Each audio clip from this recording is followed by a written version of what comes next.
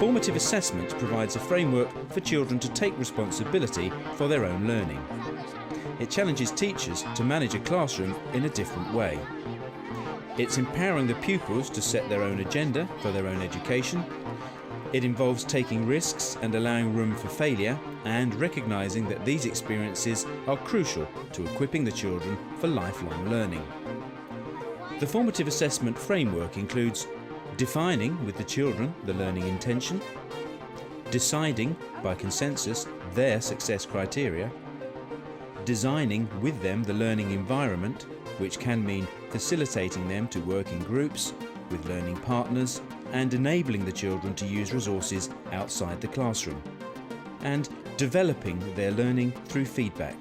This feedback can occur from child to child as well as from child to teacher. It's certainly right to suggest that teachers taking this on find they have to reinvent themselves. Some take to it very readily. It touches a nerve, it responds to some inner commitment they had to teaching in ways that make that commitment come good, and they take to it very quickly. Others have adopted a way of surviving in the classroom. After all, the first thing that worries new teachers is how to survive. They've adopted ways of surviving and working and find it pretty scary to have to abandon those, or it might look like abandoning those, in order to play out a different form of relationship with their pupils. That's a voyage of discovery, and it's not a voyage that's without perils or fears.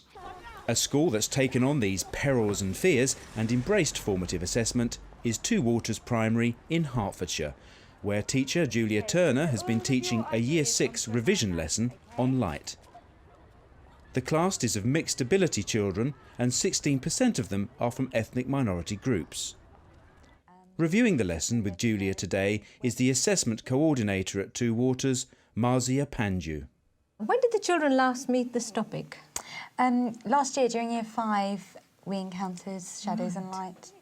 It's really important for them to know throughout the whole unit what is expected of them, so they can see where they should be, what they should already know, and where they could go to. So if we just read through this, and we can see what we're looking for at the end of this unit, the end of these few lessons, this is where we will all be, okay? The learning intention for today's lesson just highlights the areas I wanted from them.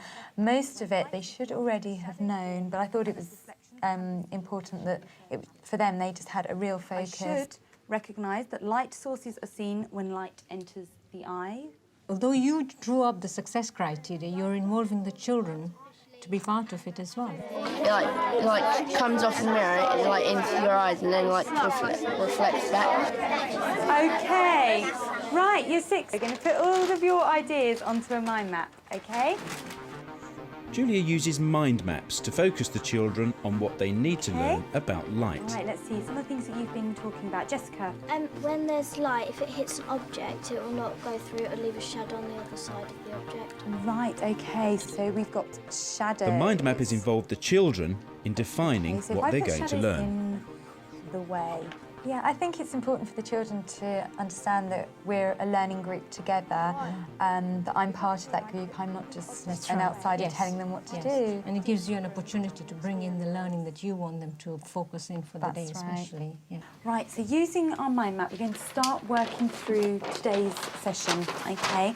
Our learning intention for today, which you do need down, is I will be able to explain that light travels from different sources, how it enters our eyes, and what happens if the light is blocked in any way. That's a huge learning intention, isn't it? Yeah. But we'll get all of that in today's session. So our success criteria, the things that you are going to be... The learning intention for today's lesson just highlights the areas I wanted from them. Most of it they should already have known, but I thought it was important that for them they just had a real focus. They're all the things you'll be able to measure your learning against, and the things that you'll be able to highlight later and say, I've got it, I'm nearly there, or I need to work a bit on this. I would like you to decide how you're going to go about this activity. What are you... That's why you're sharing with them the success criteria one last time, isn't it, before they go, to make sure they're clear in their minds what they need to do, what resources they need to get, where they can find the resources. How shadows are caused. That is the question, right? You can choose your materials, you can choose how you're going to set it up. That is the question we'd like answered. They're clear that all the time in any lesson, if they need something, they can go and get it. It's not just a case of what's on the table is all they can use. Teachers show children how, by thinking about things differently or developing one of their ideas and not another, they can actually be more powerful, can achieve more and get new insights. And that involves them talking, responding, being listened to, and acting, making things, playing things, trying experiments, and so on. If they're simply sitting in rows rather neatly, attentively, with a performer up at the front there, well, it's easy to judge that. And it may look good to many, but to me, it's a sign of a weak or poor learning environment.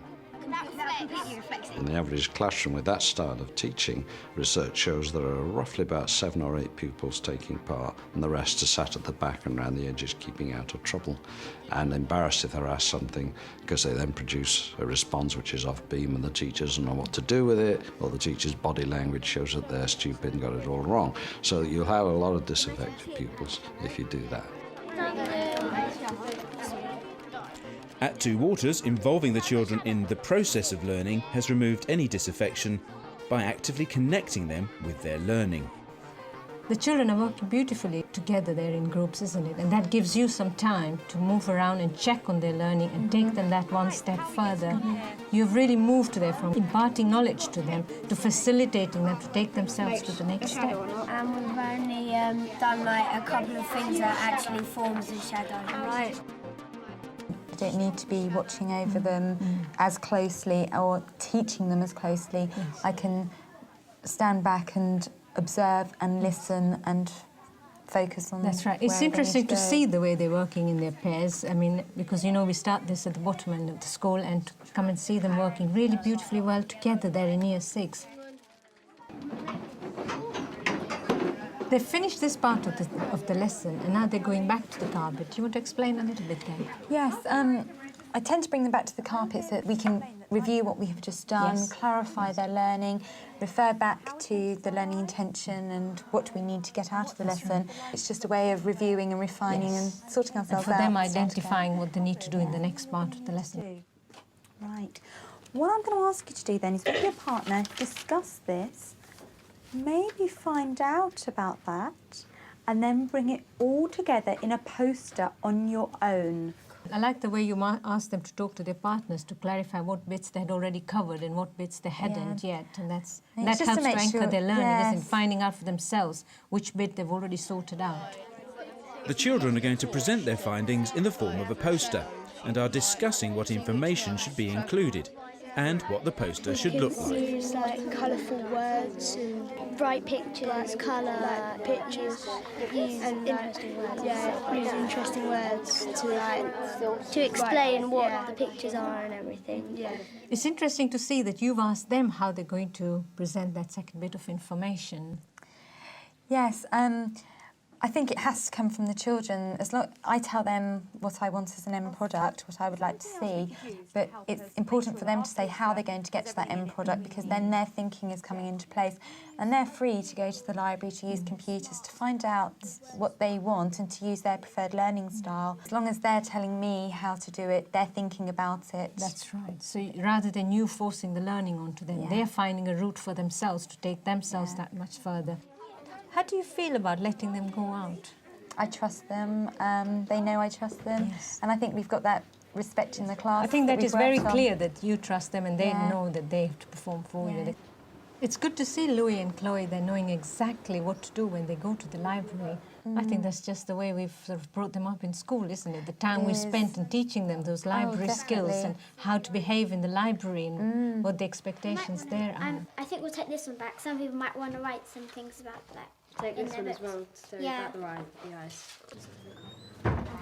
Do you use the ICT suite a lot for your references? Yes, they use the computers as That's often right. as they wish. And Dylan knew exactly which sites he needed to go. He was having a chat with Charlotte and they were agreeing on which sites to go first. They used the revised site. And some of them said SEM learning. Yes, they're sites that we use generally for revision in Right. Year 6, and they're encouraged to use outside of school as Yes, well. So when the sun reflects onto an object, the object reflects in your eyes, and it doesn't have to be shiny.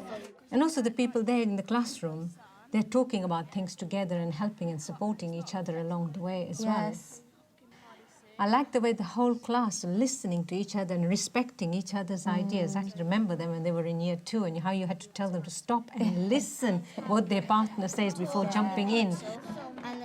The area I know best is research in conceptual understanding in science education. The last 20 years of research has shown pupils are full of ideas they can write out in terms of definitions and formulae. When asked what they mean, they produce all sorts of odd things. In terms of the robustness and toughness of the learning experience, a peer assessment group is a much harder place to work at than many teacher-to-pupil classrooms, and rightly so, and yet one where there is support if pupils are trained to respect one another. So I would say this is a tough and effective learning environment. I'm going to ask Mohammed to come up because he's right at the front, so it's nice and easy then. I've got sources of light, and natural and artificial. So at the end of the lesson, I brought them all together and chose Mohammed and Jodie both to show their work. Yes. And I think it's important for others to be able to see some good pieces. Well, light bounces off objects into your eyes, so that's why in the dark you cannot see because there's no light to bounce into your eyes. It doesn't always have to be good pieces, to see what other people have got, and even if it's just the way it's presented, to help develop everybody else's ideas for next time round. And I think that's really important. If I was to ask you to hold your And then you moved on to the traffic lights there, isn't it, to review today's learning. I think it's important, again, so that I can see clearly who has got it, who hasn't got it. How do you feel you have worked today? Let's just see a show of cards. There was so much on task and learning from each other. That's why we can see so many green cards there. Yes. So that tells you. But here there's an amber one, and you picked on Joseph to explain. Okay, most of us had green up there. Joe, I noticed that you had amber. Can you feed back to us why you're not on green yet, or where you think you still need to go to get to green? Well, I don't really understand like the bouncing off the mirror and all that type of thing. So it's the reflection part of it you're not so sure of yet. Was reflection something we were focusing on today? I'd spoken to him during the lesson and I knew that he had been on task, and I was pretty sure that he did understand everything that he needed to. And that's why I wanted to question him and make sure that he did understand, and then I realised obviously that he had gone one step ahead. And that's why he was still amber. That's why he was still amber. So the bit that you're amber on, it means you've gone one step ahead of us, and that's something that we'll be working on in the next session. Okay, well done, Joe. He felt confident amongst all his class group to identify as the only person who was on that amber still. And it's lovely to see the way you've turned it around and said, yes, you are green on, and you went through the success criteria, and he admitted that yes, he was green on all those, but it was the next step that he was amber. And that was really good the way you did that, Julia. You turned his amber into a green as well. Okay, well done everyone. I'm really pleased with how today's lesson's gone. Next time in science we'll be moving on to reflection. Well done, you've all done really, really well. I think it was a really good piece of learning today. Well done.